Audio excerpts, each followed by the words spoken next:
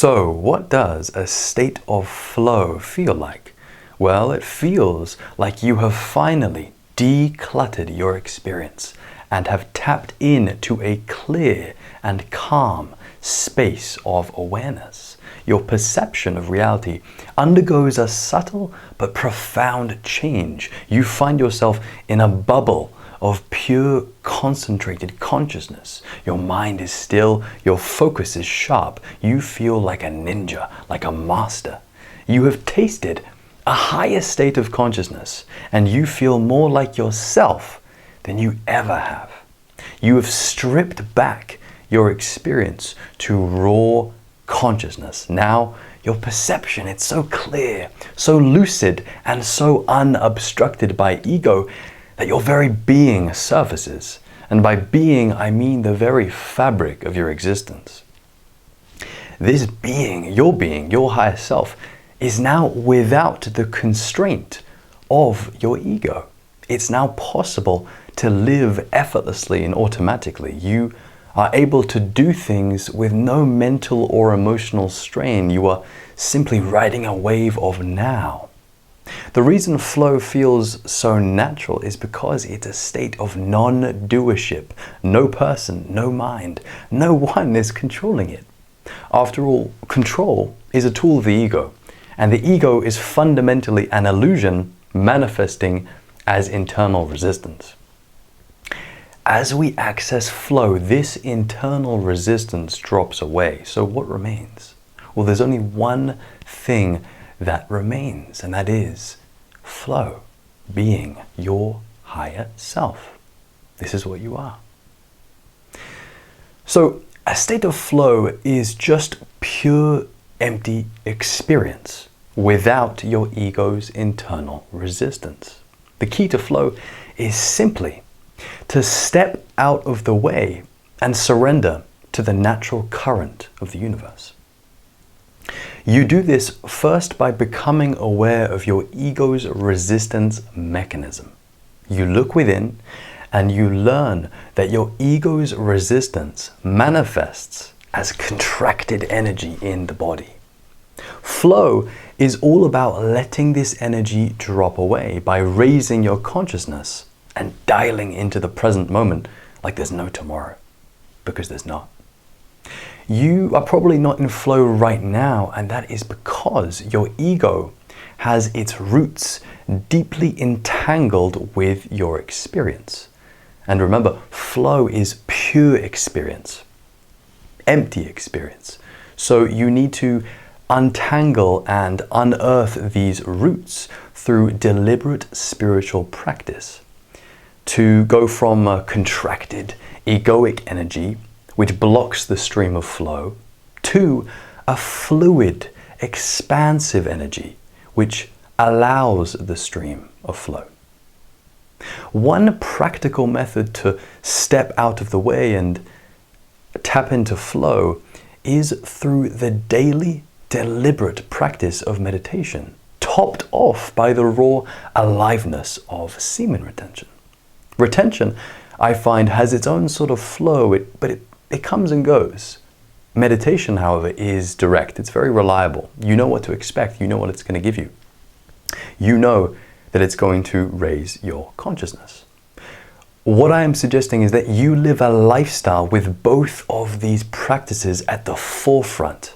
The idea is to practice daily, because if you meditate every single day, you dip your soul into the divine, and the divine is just flow. Flow is nothing but the divine. Slowly, over a period of months and years, what will happen is you will begin to merge with this flow, and it will get to a point where you no longer become connected to the present moment or connected to flow.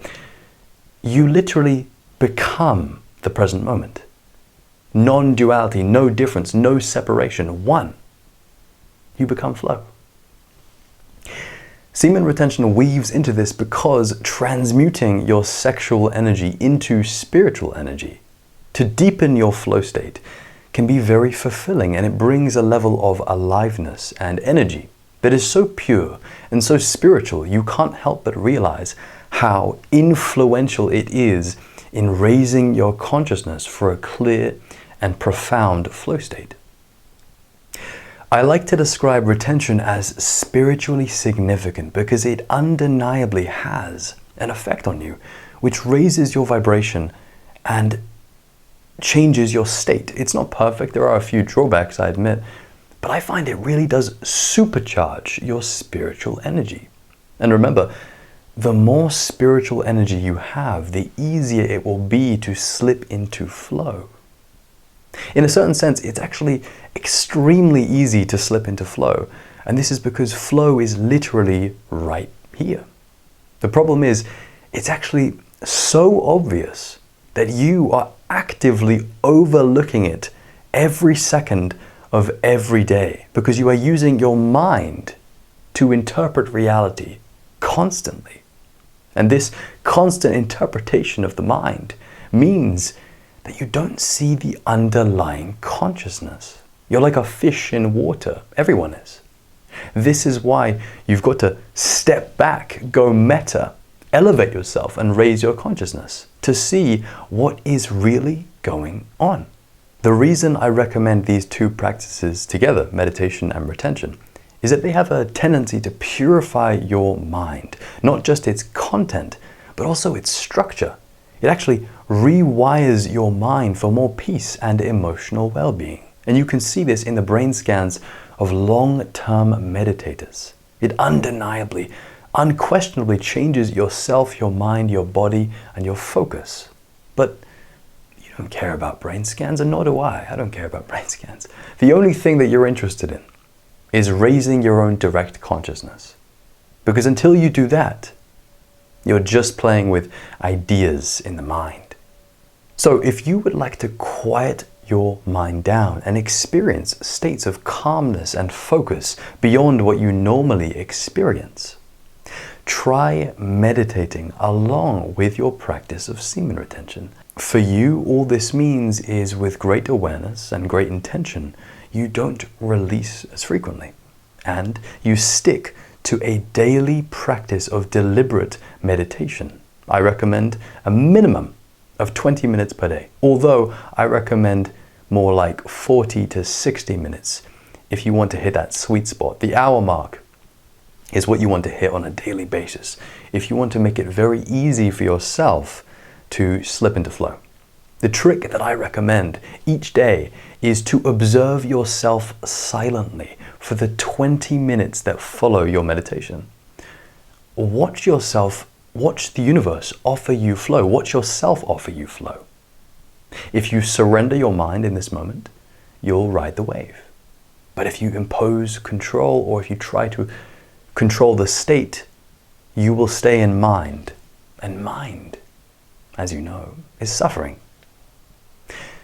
One warning I'm going to put out there about flow state, or flow in general, is it's important not to get caught up in chasing heightened states. When I was younger, I would try to control every minute of every day, always seeking for this flow state to be permanent, especially after a meditation. This is foolish. You must be where you are. This is what I've learned. And where you are is very likely a very human state of consciousness, which is relatively low. But remember to not resist this. There is a profoundly deep reason why you are where you are. So begin to accept that, but also get excited, because if you stick on this path and get serious about it, your state is only going to become more and more high consciousness. And that means you'll be in flow a whole lot more. So I hope you've enjoyed this video. I've actually been away for a few months, but I'm now slowly making a return. Finally, thank you for the continued support that we've been getting on the channel. And of course, if you would like more videos, then please do subscribe.